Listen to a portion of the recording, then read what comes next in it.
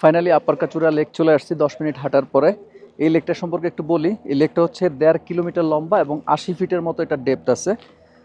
Winter সিজনে যখন heavy winter থাকে, লাইক জানুয়ারি, ডিসেম্বর বা ফেব্রুয়ারি, তখন হচ্ছে এই লেকটা সম্পূর্ণ বরফ হয়ে যায়। তো এখানে আসলে আপনারা এরকম স্পিড বোটে ঘুরতে পারবেন। এই স্পিড বোট, তারপর হচ্ছে জেট স্কি এখানে আছে। স্পিড বোটে ঘুরতে হলে প্রতি স্পিড বোট হচ্ছে ওরা 5000 রুপি রেন্ট নিয়ে থাকে। এই স্পিড বোটের মানে যাত্রী ভরাট হলে তারপরে এটা ওরা ছেড়ে দেয়।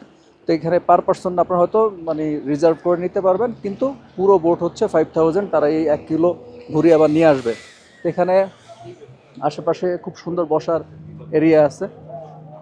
উইন্টারটা তো চলেই গেছে, এখন হচ্ছে গাছের মধ্যে পাতা নাই, জাস্ট হচ্ছে পাতাবিহীন। এটাও অন্যরকম এক সৌন্দর্য।